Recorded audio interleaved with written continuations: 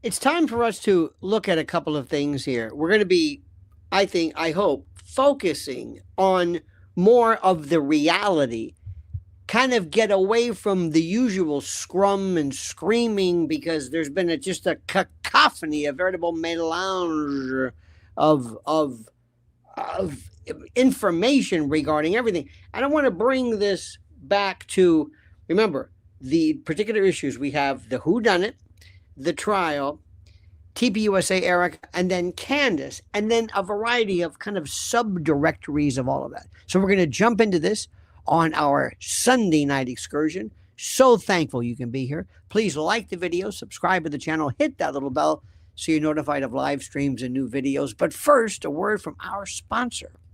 Everybody's talking about AI, a smarter future, a faster future, everything connected, everything in the cloud. Well, what happens? What happens when it breaks? What happens when the system holding your money gets hacked or artificial intelligence becomes sophisticated enough to identify patterns and exploit weaknesses and target the accounts you trusted with your financial future? Think about it. How much of what you own exists only as numbers on a screen? That's why so many Americans are choosing something real: physical gold, physical silver, assets you can actually hold. Click the special link below to learn how Noble Gold can deliver precious metals to your door or place them in a tax-advantaged retirement account. And to celebrate America's 250th birthday, viewers who use my link and open a new qualified account will receive a free 10-ounce silver bar. In an increasingly digital world, own something real. Protect what you've earned. Click the special link below now. All right, my friends, let us go back and start again, and not start again, but kind of pick up where we left off. Remind ourselves of the issues that we are facing right now. It's very easy to be caught in the proverbial weeds, to go into all of these other somewhat interesting, but rather, dare I say, extraneous aspects of this. It's a very complicated story, but not really. Before anybody jumps into anything, you have to understand that there has to be issue apportionment. What are we going to be talking about? What is the issue? What is the scope of our review? Are we just going to be yelling and screaming and howling and yipping and howling? Or how do we do this specifically? That's something which we have to proceed upon. Now, as I said, the main issue before us, I think that most of us, what I think we should be talking about, believe it or not, is the idea of guilt. Who is guilty? Tomorrow I'm going to be, someone writes, that thumbnail is off-putting. Good. Tomorrow I'm going to be discussing, if it's a very interesting kind of a subtopic, if you will, kind of a different take on this, but in a kind of a different kind of a Johnny Cochran theme. It's going to be called, If the Ballistics Fail, He's Walking Out of Jail. And it's a kind of an interesting take on this. This is about a lot of stuff which is fascinating. And the first thing is that the most interesting story, I think, of them all is, of course, and we can't get away from her, the lovely and talented Erika Kirk. She still represents the most confounding person. She's out of lies. She's out of time. The grift is over. They're scrambling. Have you noticed they're doing more of what they used to be? My good friend Cammie said she so appreciates my knowledge, the vocabulary, and delights her. And I think that's important. By the way, I've got a great new vocabulary for you. Did you know that we have a murder of crows and a parliament of owls and a gaggle of geese? Do you know what you call a group of jurors? A damning of jurors. DAMNING. A group of them is a damning. I think it's an incredulity of cuckolds. Is another one too. The cuckoo is a bird known to drop its eggs into other nests so that some theoretical fathers or other cuckoos will inadvertently raise someone else's offspring, hence cuckold. So anyway, there's all this. Oh, but tabagy is another one I heard today. This is a group of smokers, and it's also a room of smokers. So it's a fascinating. Again, the language is there, and if you ever find any of the words interesting, they're yours. Take them. You don't. Nobody owns them. It's the strangest thing I've ever seen in my life. Sometimes people really don't understand how this thing works. But let's go down. Let's see if we can explain this. First and foremost, the issue of issues, the most fascinating, aside from them, this is why it's so interesting. You have a murder trial. You have a real whodunit, But we have somebody who is so incredibly complicated, and all you have to do is spend any amount of time, and you will see specifically of what I mean. There is a complexity, not a complexity of something that's good, but something that's needlessly complex. Needlessly, if that makes any sense. It's needlessly. It's unnecessarily complex. It's like the opposite of Occam's razor, dare I say. It's this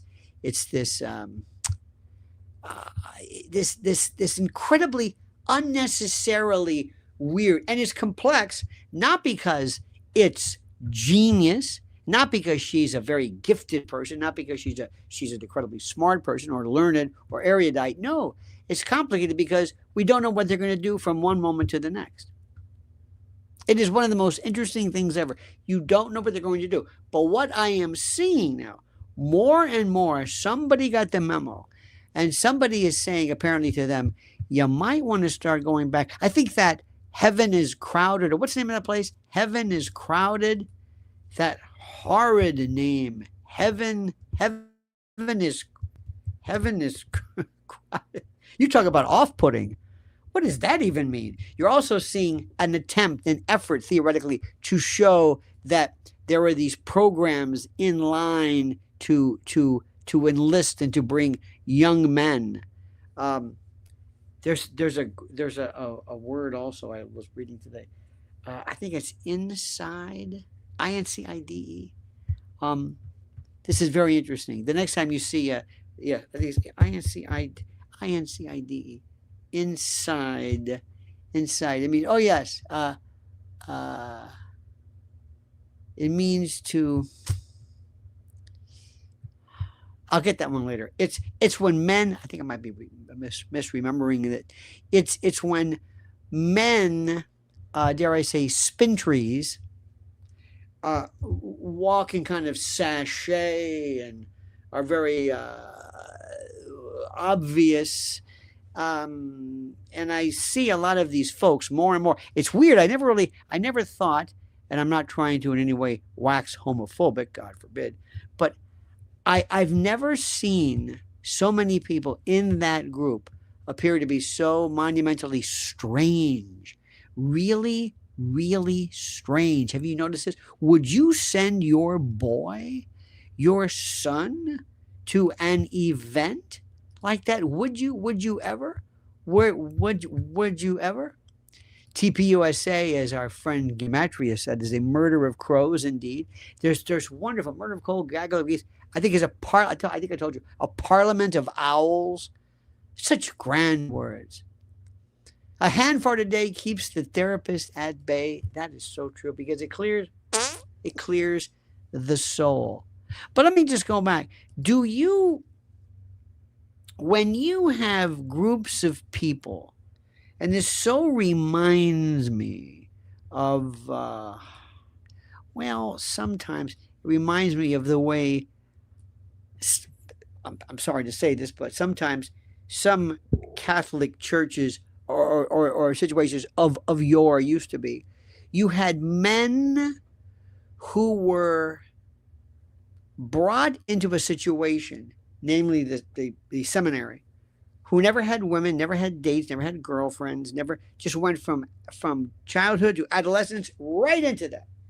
And they basically they could not be in the seminary as they prepared for the priesthood and enjoy a robust sex life.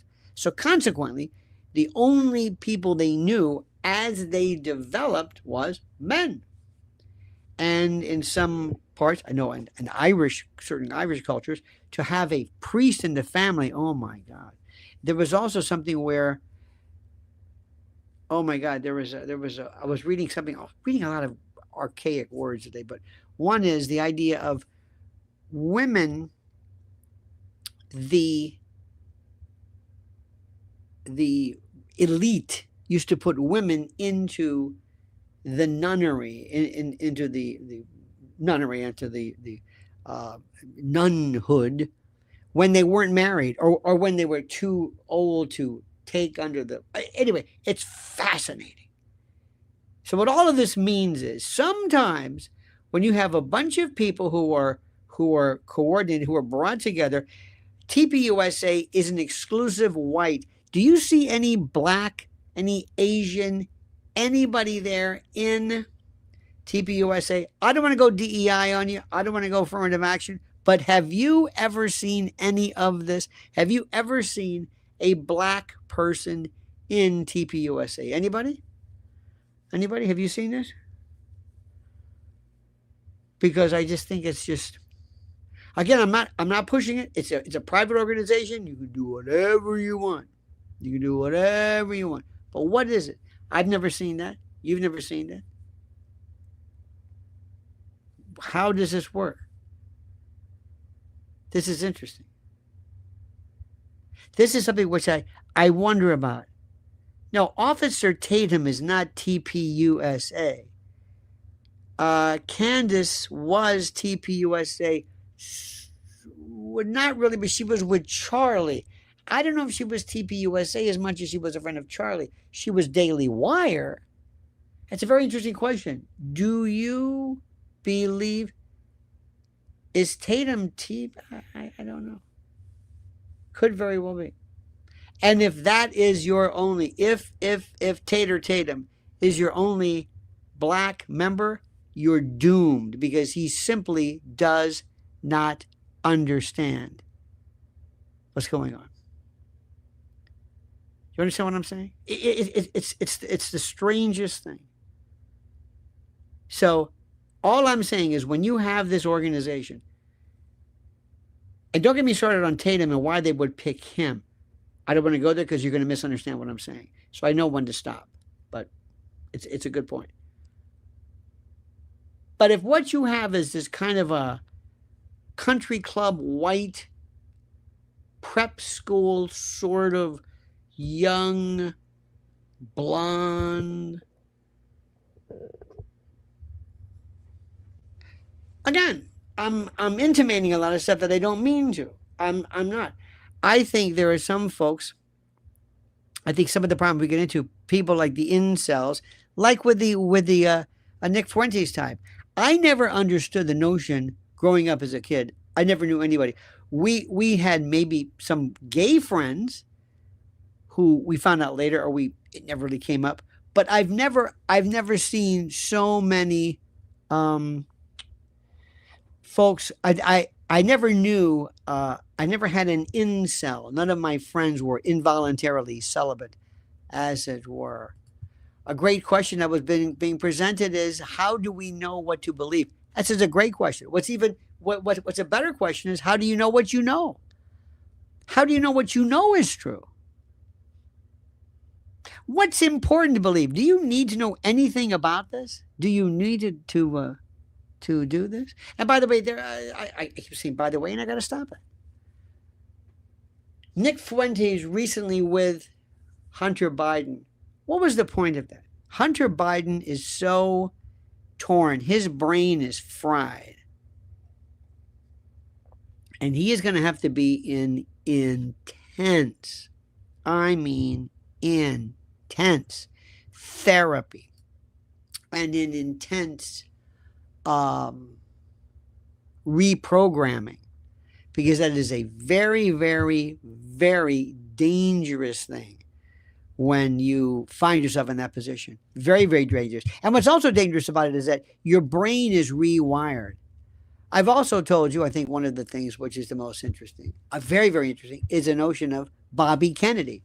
Bobby Kennedy, I find, how do I say this? And I don't mean to say this in a bad way. He's probably one of the least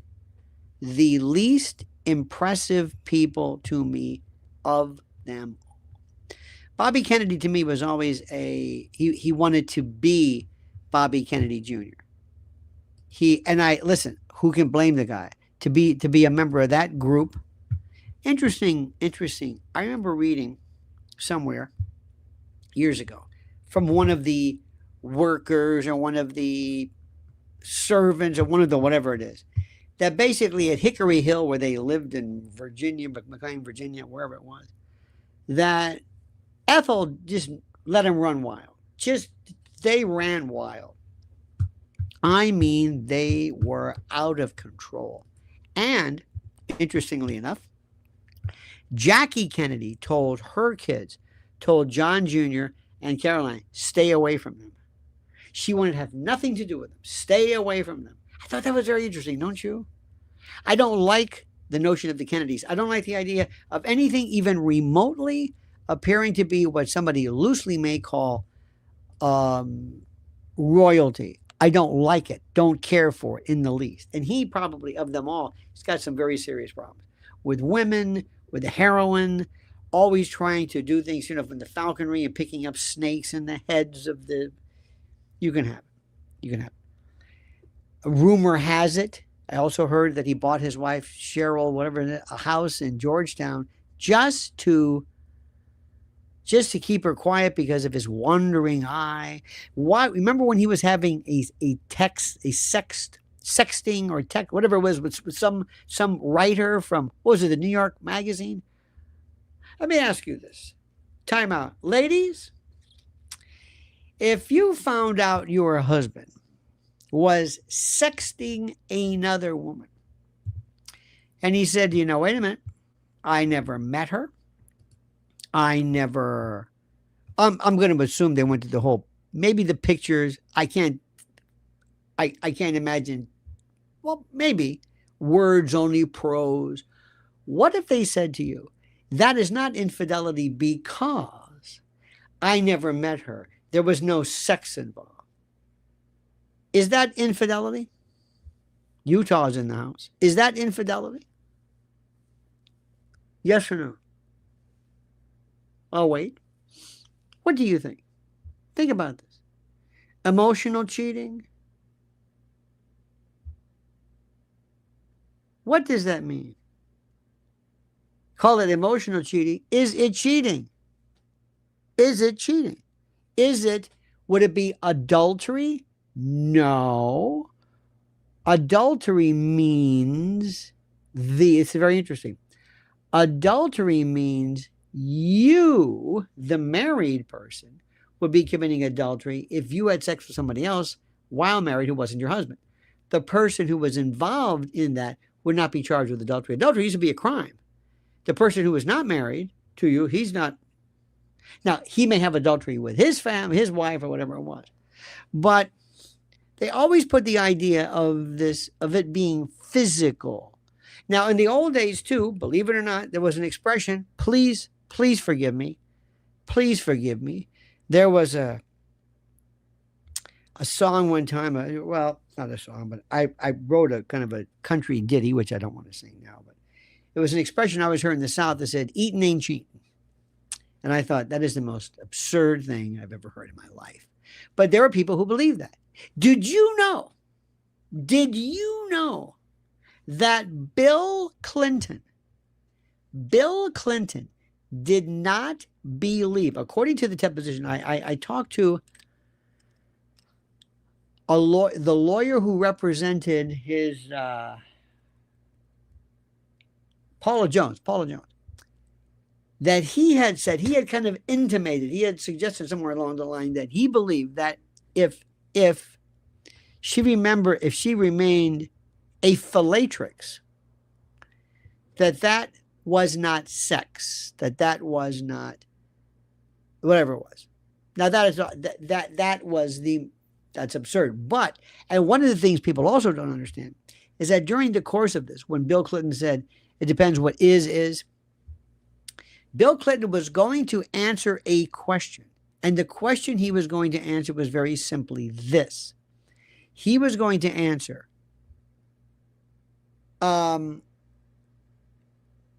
did you have sex with Paula Jones? And just as he was about to answer that, the lawyer for Paula Jones said, now wait a minute, let me explain. I mean, and then he said, did you involve yourself? Basically, did you do something to her? Did you come into contact with Paula Jones through one, I'm sorry to be so graphic, but one of her orifices, as opposed to you being the recipient of the application of such from Ms. Jones? You got what I'm saying? And when he thought about it, he said, well, if that's your definition, then no, I didn't. They asked him. You understand that? This is so interesting. This is the part. This is so interesting. This is so very interesting. And I just so anyway, just that aside. Now, the next thing we're going through is we are talking to so many people who are wondering, where do I go? Many folks, for some reason, have some kind of an allegiance to certain people. We expect certain people to abide by certain things. I may say to you that Barnes, the lawyer, I thought was just superb, and he backed off. He realized, I'm not getting involved in this. He put his toe in the water and he started talking about Candace I said, what are you talking about? He just backed off. He said, you know what? This isn't worth it. He's very smart. His compatriot, Mr. Viva Fry, whatever his name, he is doubling down, which makes me think, I don't know this, but I'm saying, is he a part of the Mockingbird media? Is he being not paid, but is he a part of the controlled media group? Because this is a very savvy lawyer. He's Canadian, but still, it's pretty much the same. We're all pretty much the same. And what he is saying and talking about Candace is so infantile. It's like lawyers don't talk like that. Lawyers don't. It's like, why are you talking like this? We don't. It's like when you're talking to a lawyer, you kind of know it's very, very, very matter of fact. The other day I was endeavoring with the prosecutor in another state. It was, hi, how are you? And the conversation was something like this. What you're looking at, I wasn't familiar. If you have any kind of, what do the guidelines show? What is sentencing? What is he looking at? What is your score on now? What is your range? Can you mitigate? Is early termination possible? Because there's going to be some kind of a plea. We're not going to go to trial. There's no justiciable issue. It's going to be a plea. So I want to know does he have any records? Do you have any records? Any particular? Do we have a pissed off victim? And that's the way it was. Very, very simple. Very, very matter of fact. What are we looking at? The guy's got a stack of files, and he doesn't care about this one. So I'm just asking very, very quickly because you get him on the phone. It's very difficult. But I just want to know this. What are you looking at right now? Good. You don't have a pissed off victim. That's good. No restitution. No big problem. Okay, fine. Everything's great. Everything's groovy. Everything's terrific. Thank you very much. So that's good. But it's very, very quick. We don't talk about the crime and what do you do and what has he done and can you prove anything and where was he? No. It's very simple. And by me doing that, I'm telling him, yeah, he did it. And you know what? The prosecutor loves this. Thank you. One less case for me. And I'm not saying the guy did anything, but I want to know. I'm saying, what if we ended? What about dropping something? You gotta make me a deal. You gotta make me. You gotta drop something. You gotta amend. You gotta reduce. You gotta do something. You gotta go from burglary to trespass. Something, and that's it. Thank you very much. Click. That's the way lawyers talk.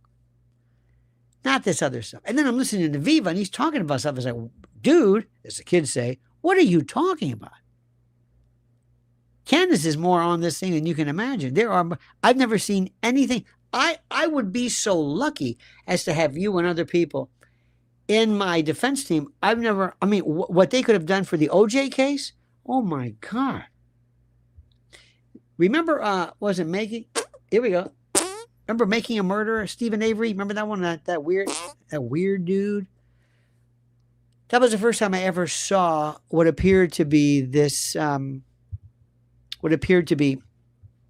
online kind of crowdsourcing and the like. And what I loved about it more than anything else, what I really enjoyed, was the fact that what people thought about it was so interesting. And I never thought about this. That was so great. I used to watch, believe it or not, the crowdsourcing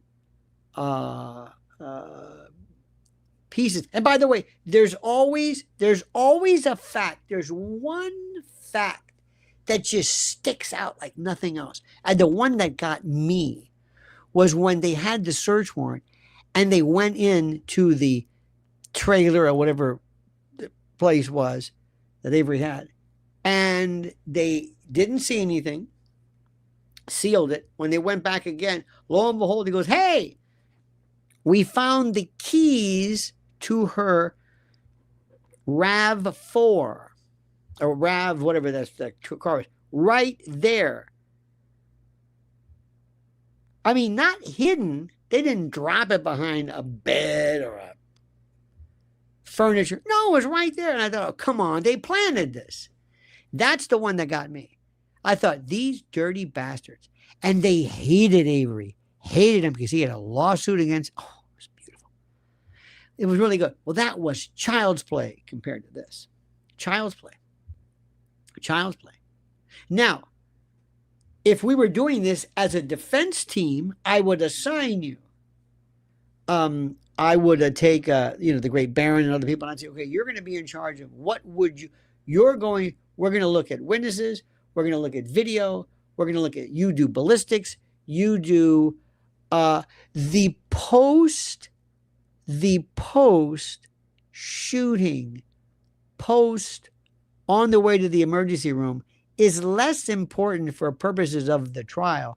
That will be interesting later on in this huge documentary that I'm proposing called Charlie, the truth or whatever. That comes up because that shows you just these aren't even Keystone cops. They're oafish. But back to this, that really doesn't have anything to do because the shooting already took place. Now, you unless you're planning on some kind of a theory that says that Charlie was not dead and that these bumbling nincompoops intervened and maybe killed him by virtue of this poor treatment, maybe, but good luck with that. So that's the way I would do that. I still believe, and what I think Viva was, this is the most important. He as a lawyer should know this. There are some things which are critical. For example, if I take you if you get a speeding ticket and you and I go into traffic court, little old traffic court, and that cop ain't there, and that judge hears, Judge, please, we're here. Everybody else is here. We were put, you know what? I'm tired of this. I'm going to teach these cops a lesson. Boom. Dismiss it. Pow. Now, does that mean you're not guilty? Well, yeah. Did that mean you didn't speed? No. What does it mean? It means the judge found you not guilty. You were acquitted. But it doesn't mean you didn't do anything. It just means you were. So, I'm not interested, and this bothers people, whether Tyler killed anybody. I know that bothers people. You may say, what? for purposes of defending him for trial, doesn't matter to me. My job is to get him acquitted within the rules. Within the rules, I'm unabashedly 100% groovy with that. No problem. I would do what Tyler would do if he knew what to do. I'm going to follow everything that I can to play it the right way. That's all. And I'm not a cop. I don't want the truth. And I don't even know what justice means. I've got a good friend of mine named Johnny. Johnny asked me, is it possible for a lawyer or judge can have a MO? Is it possible a lawyer or judge can have a MO, modus operandi? Is that it? I don't know what MO means. What does MO mean? Do you know what MO means? Modus operandi. I don't know what that means. We will wait. We will wait. I think so. Love of money is, it's not about money. It's not about money. It's not about money. None of this is about money. By the way, does a lawyer have an MO or a judge?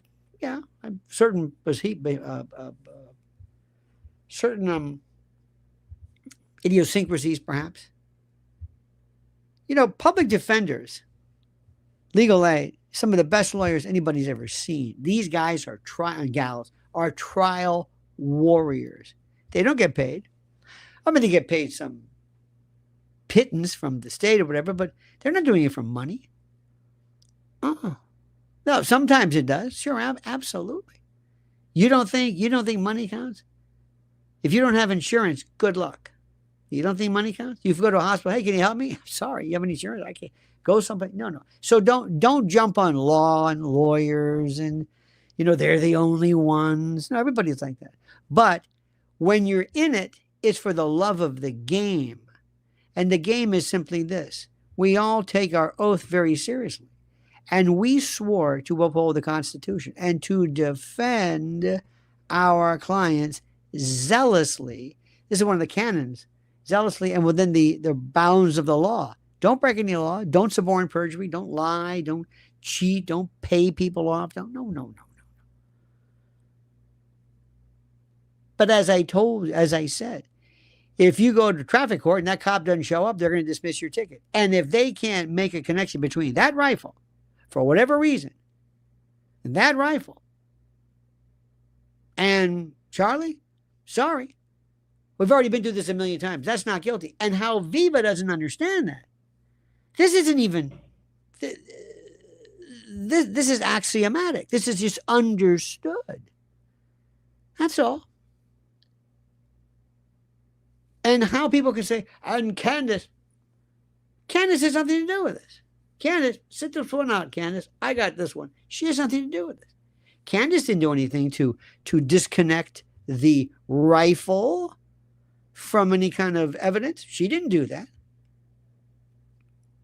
What are you jumping on her for? Jump on me. I'm the one saying it. She's not saying that. Go ahead. Let's do it. You tell me. That's the most important thing in the world. I got no problem with that. None. I personally will not do two things. Never did, never will. I kind of sort of have to believe in what I'm doing. If a person truly is guilty, we will most obviously negotiate a plea of some sort. I'm not going to waste time with a trial. If you go to trial, you lose, a judge will pound you. However, sometimes you have to go to trial on a crummy case. Why? Because the state is asking for too much. There's a 3 strikes, you're out. A habitual felony offender, habitual misdemeanant. You've got such a bad record that if you get one conviction, you're going to do 50 years. So you have to fight. Death penalty cases have to go to trial, even though you would say this is terrible. But the only thing I would not do in the case is to cross-examine, browbeat, or in any way hurt most victims, but a victim of sexual abuse, especially a child. I have nothing to do with that. Nothing to do with that. Will not do that. Now, if somebody's making it up, this has happened before. Let me explain something to you on a completely different topic. But while we're on this subject, you will never, ever, ever see me being a little league coach. I'll be terrible. I'd be like, go and have fun. I'd be like Walter Matthau and the Bad News Bears. Have a nice time. Have fun. It's only a game. Relax. I'd be very good about that. Come on, we're all winning. Everybody gets a trophy. That's right, everybody gets a trophy. But I would never be a part of kids. Never. Sleepovers? Never. Not me, but I mean, I've never had a moment. No. Boy Scout? No. Being with it and working with, mentor? Would you be a big brother to something? Hell no. To a kid in the system, somebody who knows what they're talking about? Are you kidding me? Somebody who knows, all they gotta do is pick up the phone and drop a dime on you, and they're all they do is, there's a lot of kids who are absolutely harmed, but the number of people and men who were just, oh God, no way. I don't want to get anywhere near them. Never. I don't want to know them. I don't want to be in the same room with them. Not interested at all. Because they know these systems. And let me also tell you something. When some kids get involved in the system, they have been so abused, they hate everybody. And I can't blame them. And they will hate you. Let me give you an example of something. Bear with me if you have time for the story. This is very interesting. I had a client of mine years ago. He came to me, and it was a referral. And I was doing a lot of these. False memory. That's called lying. People who said, yeah, my Uncle Buddy did do that. Wait a minute, where do you get that from? The therapy. What does a therapist know? It never happened. I knew one woman who went here to New York to a prominent psychiatrist and said, you must have been, harmed as a child. I got to watch the language. And she said, no, yes. The behavior that you're indicating, it's repressed. He says, if it's repressed, I don't remember. Anyway. So this guy came to me, he says, I got a problem. He said, what is it? And he had, this is Neosporin, by the way. But he came in and he said, I read it and said, ooh, this doesn't look good. They took the kid away, Child Protective Services. It was in the newspaper. The guy's a pretty prominent person. He said some type of, it was not good, but some kind of behavior. And he said, it says ritualized. I said, what is this about? He goes, this. And he had a tube in his pocket. You know those silver things, where they're turned over, where they got they used to have, maybe not anymore, but they have the label from the pharmacy. He goes, here, read this. And his daughter, he was a single father. His daughter had some kind of either vaginitis or something, some topical, nothing big. But he had to, this doctor said, and the doctor was going to testify, to apply this particular thing external. He had no wife. He's the father. I'm sorry, but fathers, this is his daughter. What is he supposed to do? Anyway, so he applied this. Nothing. She never complained. Here's what happened. The kid goes to one day to a, she was on remember monkey bars? Remember when playgrounds were not safe? Now they've got that rubber kind of a cushion thing. Well, this kid dropped. And went to the nurse, and they took off her shirt, and she sees, I don't know, she's looking for bruises or something.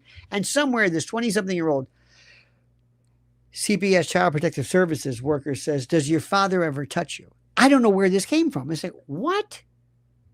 It's just out of the blue. So the kid, I forgot her age, was, after my bath. And they both looked at each other, and they said, quote, ritualized. I'll never forget that. And he said, here, this is the ritual. Read it after the bath. And we got it all taken care of. The point is, I couldn't believe this. I said, this is nuts. It wasn't criminal. It was worse. And when your name goes on that hit parade, the sex abuse registry, we were trying to get it off.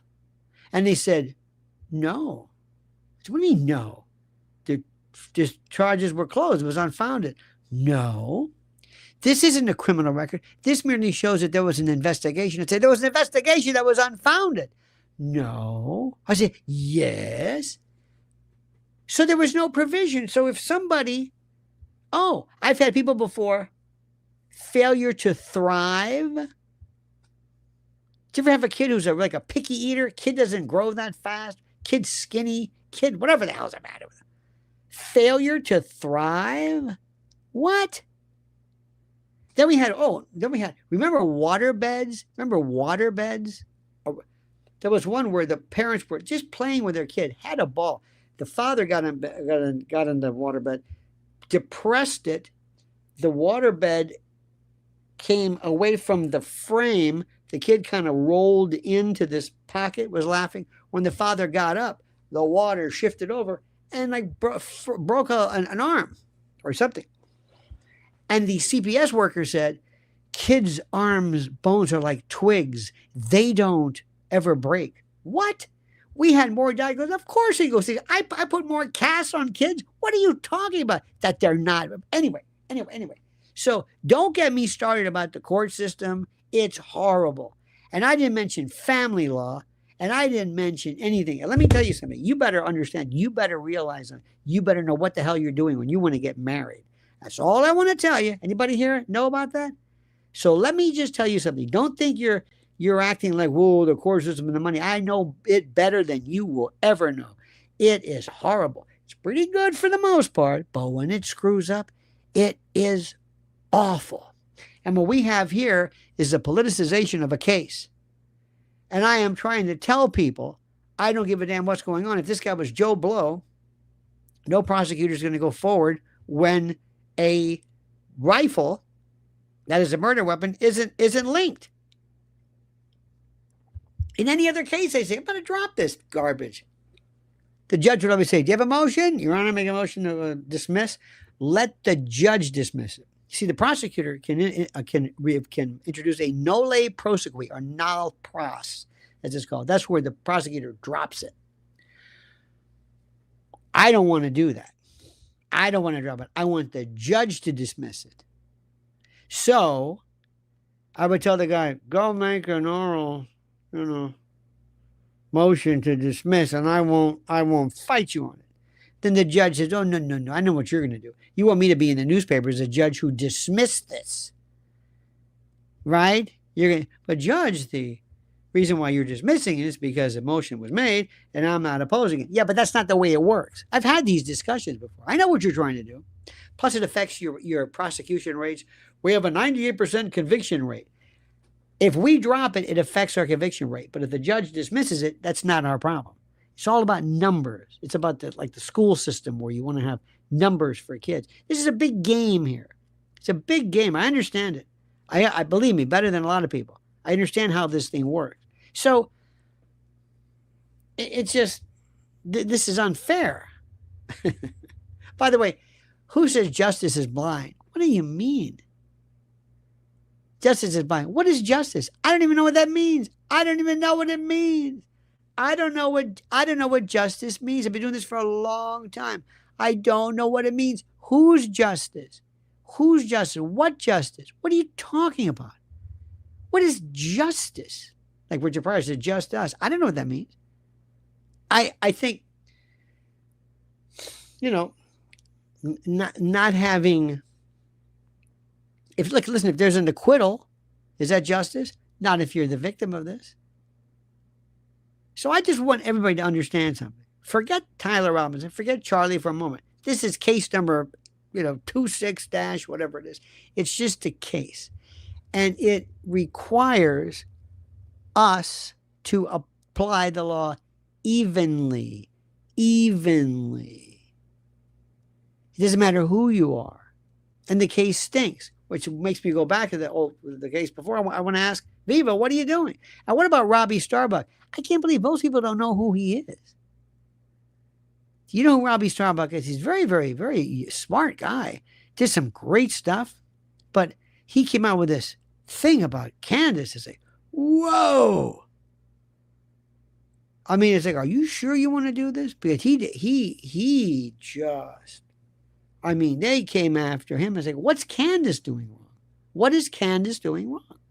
Do you think we're doing, let me ask you something. Do they think that I'm saying this because of Candace? Do they think that I am doing this because of Candace? Do you think Candace writes my script? I don't think so. I don't think so. It's the weirdest thing in the world. I don't understand how people say this. I don't see how people think like this. It's one of the strangest things I've ever seen in my life. But this case is better than anything else. And the reason why is because they're just going, oh, that, and also, you know what's so boring? And I'm sorry to say this. I hate to say this, but it's true. What's really, really boring, and please don't take this the wrong way, please, but what's really boring is this Israel talk. It is some of the most boring nonsense. It's the same people over and over. And the worst of the worst of the worst is Piers Morgan, who just sits back and just says, they get, who is Dave Smith? Is Dave Smith ever going to do comedy? Is Dave Smith, right? Can he do comedy anymore? I don't even know. I mean, can he even do this anymore? He now is the voice of the Palestinian resistance, and it's just, and that's all they talk about. And this Tucker, they bring him on. They bring in. Have you seen Mehdi Hassan, who is a very brilliant person, one of the most obnoxious people, but brilliant. So I'm listening to him. It's like, that makes sense. Dave Smith, that makes sense. Max Blumenthal, that makes sense. Anna Kasparian, that makes sense. Okay, you've been saying the same thing now forever. There's nothing new here. I'll move up. Call me when you have a new idea. Say Vietnam. What are we arguing? What are we talking about? Well, the Vietnam War. Tell me something new about Vietnam. Tell me something. I sound like Shaka Khan. It's one of the things which is the most incredible. Someone says the barrel of the rifle had debris in it. Interesting. The second issue of is whether the rifle was shot at all. Whether the rifle was shot at all. That is a nice directory. The best part of it is they can't match it. Not that it wasn't fired, which is pretty good, but you can maybe get around that one. You could say, well, listen, dust inside. There's going to be some expert somewhere that says that doesn't mean anything. Do you think maybe Tyler would have at least practiced with a gun for a while? I don't know. You think Tyler just decided to go out there one day and shoot it one time? So that means he would have shot before. So the dust, I mean, where does he practice? Where do you take a Mauser 98? Where did he practice? It's difficult. Also, we have the idea of the safety and how it is obstructed by the scope. And then you have the issue of the dogs. Even the dogs that could smell, pardon me, a fish fart did not do this. So we have the fact that the rifle was not fired, and there was no indication that they never did a GSR, a gunshot residue test on Tyler. No. Remember, Tyler turned himself in and didn't confess. So we have that and the fact that either way, if there's no lint, if there's dust inside, it's not linked. Inconclusive means no connection. Not that it didn't smell, not that the dogs didn't find it, not that there was dust or dirt. No, I can't link it. Here's another rifle. It's clean as a whistle. It's not linked to that one either. I got a bazooka, clear as a, it's not linked to that either. That's it. So where do you think, what happened to people? Where did the voices, where did these great progressive voices? Where did our heroes go? I just want you to understand one thing, which is a very, very, very simple thing. I am 100% unabashedly, uncompromisingly an adherent of our system. And like John Adams, who represented British soldiers at the Boston Tea Party, I don't care who the person is. Under our system, our Constitution, which we believe in, which I had to swear every time I was in a bar exam or a bar association or licensing, it's the same thing all the time. Do you support and defend the Constitution? Yes. Not of the innocent, but everybody. And I am never going to apologize for that because I believe in this country. I tell people this. They think I'm kidding. They think it's corny, but it's true. I believe in what we stand for and stand by. And I believe in the rules. I believe this. It's who we are. And I'm never, ever, ever going to apologize to anybody for it. I know that may bother people. I know that bothers people. I know that really is like, oh, I know that bothers people. But what do you, I know that,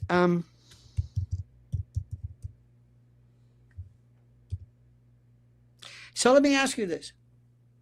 When people, not Viva, and I don't want to jump on him, but I'm just very disappointed. But anyway, when people that you know say, I don't care about this, what do you think, dear friend, is truly the motivation? What do you think?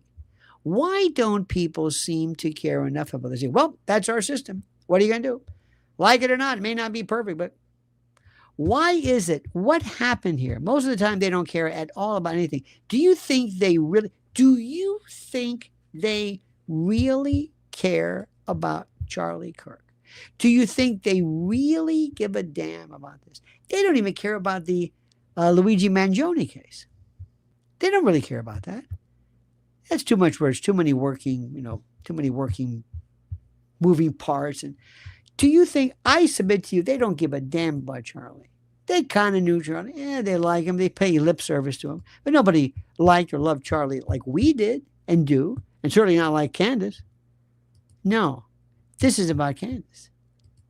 This is about Candace, and this is about a perceived group of people that even the people normally, put it this way, if Oliver Stone came out, I would lose my mind. I mean, you kind of think that there are people who are of the mindset that they are more prescient, they're more aware of what happens, they're more attuned to the fact of governmental overreach, they're more prone, they're more inclined to do that. And you would think they would. That's the part that it shocked me. There's some of these people I don't understand. What about this Posobiec? What's his story? What's the story? What's Blake Neff's? And if I want to sat down, I've never really sat down and said, explain this to me. If they had nothing to do with it, why would they get in the way of finding out who really did? Brasileira, our good friend Carla says, we have crystal clear footage of SpaceX launches from every angle, yet no clear images of Tyler Robinson. With all the surveillance, traffic cams, and private security cameras, that's a remarkable coincidence. Absolutely. It is incredible how we don't have, and we've got him at the Dairy Queen. He's in the Dairy Queen. Oh my God, he's in the Dairy Queen. And he's doing all this stuff. And he's doing all these things. And you wonder, how do we have this? Where did this come from? How did we have this? You're right. I don't understand any of it. But more importantly, this is the part that I don't really get. Maybe you can help me with this. Maybe I don't know. Why do people hate, you ready for this? Why do they hate Candace so much? This really goes back. This really begs the question, but why do you think they hate her so much? What is that about? What do you think it's about? What do you think is the thing that they did, or she did, or anybody did? What was it that made people lose their minds when it came to Candace? I know this is like the $1 million question. I know perhaps maybe I'm saying something that, maybe it's a bit late. There's so many, I would love to ask her, when was it? When she decided to say Christ is king, and they called her anti-Semitic. Remember that? When she basically said, she said Christ is king. You can say whatever you want. You can say whatever you want. It's fine with me. No problem. But somebody said, how dare you do that? I thought, oh my God. They're really saying this, aren't they? Yes. That was a part of it. Was that the moment? Was it later on? Was the fact that she just got too big for her britches? Is that it? How did it happen? I know it's rather mood. I know sometimes remember, I'm a firm believer in stopping sometimes and asking questions of the questions that everybody is asking or few people are asking. Isn't that something? I really want to know these things. Because let me just go back in case you're here, you're new to this for the first time. And if you're just kind of wading in and you thought, well, I'll give this show a shot. You pick the level you want to proceed on. You find that level. You will be amazed at how complicated this level is. Remember what I'm telling you. Again, I'm repeating myself. The first level is just what happened. Who did it? All the stories. The post-shooting run to the emergency room. What was that about? Why did that happen? There's that. The trial itself, the preliminary hearing. Why is Don Jr., the president's son, with a Secret Service contingent, going to this for this one little 20-minute, here I am, and then taking off? Why? Charlie's parents were there, but where are Tyler's parents? That's a whole nother story. Then we get into the notion of who is this Erika Kirk? And then who are these people? How do they plan to continue this? Notice they're going to be doing more of this because they realize finally that you just can't keep doing this nonsense. And then you got the idea of Candace. Oh my God, Candace has completely sucked every bit of oxygen out of the room. How is this? And you must know this about me. I love shit stirrers. I love mavericks. I love troublemakers. I love people who just raise all kinds of hell. And that is Candace. She is a truth seeker. She holds up a mirror. She holds up not only a mirror, but a microscope. She is the barometer. She's a thermometer. It's a funhouse mirror. She can distort. She can zero. She's also inspired a move of people.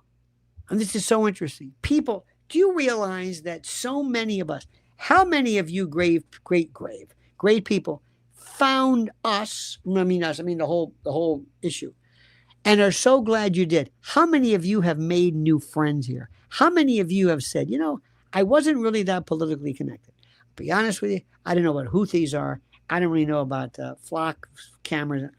It's not my thing. I want to be involved, but I'm busy. I'm a mother or father. I'm busy, whatever it is. And I just happened to be it. And then I saw this Candace, and I just kind of came in, and I met some of the greatest people who absolutely, oh, look at this. You're my friend, Lionel. That's the sweetest thing anybody's ever said. How many of you have said, this is so interesting. I love this. And I never realized that, this Is this political activism? Because if it is, count me as active. This is so important. And this is also a chance for us to reach out for the first time and say, you know what? We may reject 85, 90% of what Hunter Biden says, but when you're talking about that 15 to 10% that's pertinent, we'll listen to you. Nick Fuentes may be wrong 80% of the time, but that 20% he's spot on, we'll listen to you. And that's very, very important. Do not dismiss somebody because they don't pass the test regarding particular subjects. That's all. My friends, I hope your Sunday was exquisite today. I hope your Sunday was beautiful. I hope it was great. I hope it was just glorious. And let me also say, I think, I speak for a lot of us. We have been given such an opportunity here. There are so many great people, great shows, great talents, great influencers, great podcasters, great everybody. So many that we would have never known about. And they're all great. They're all different. If you notice this, they're all different. There's no duplication. They're not duplicative. They don't mindlessly repeat what others have said. It's wonderful. So I say to you, hand farts to you. Hand fart, the wettest, sloppiest, most odoriferous that you can imagine. By the way, whenever you see thio, that means sulfur. Erika Kirk, no la trago. Notice the Cuban pronunciation. The first time I watched her deliver that glitchy, rehearsed eye performance of a speech, the inauthenticity practically leapt to the screen. Once you see it, you can't unsee it. Oh, you're right. And it's thank you, Carla. And it's such bullshit. And you can't believe, why don't people stop her? I don't know. My friends, I thank you so very much. Tomorrow I'm going to be doing the Jimmy Dore show at 6. I think Jimmy might be, he's doing his comedy thing. I'm going to be talking to his, I forget the name of the gentleman who's doing it. That's tomorrow. Tuesday, we'll be doing Buckley Carlson, Tucker's evil brother, who is a great guy, Uncle Buck. And then we moved to the first part of August. The one, the only, the inimitable Tucker Carlson will be joining us as well. I've also got shout outs to Joe Kent. I'd love to get Massey. I'd love to get MTG. Absolutely, but we'll see. I also want to talk to, I've got an email out to Glenn Greenwald. People that I just really want to talk to. People who are just interesting. There's so many interesting people. In any event, I thank you. I thank you, dear friends. Have a great, a glorious, a magnificent Sunday. Remember, just be grateful, be grateful, be grateful. That's all. Be grateful. Things could be so different. And there is nothing you are not, put it this way, what did they say? That cemeteries are filled with indispensable men. So if you're still vertical, bless your heart, there you are. All right, my friends, have a great, a glorious, a beautiful, a gracious, a fantastic day. Please don't ever change. I mean that sincerely. Please like the video, subscribe to the channel. Also, check out, we're doing out shorts and going, read our polls and all this stuff. And until tomorrow, by the way, 9 o'clock we'll start. Remember this, my friends, as I always leave you with this. The monkey's dead. The show's over. Sue ya. Da.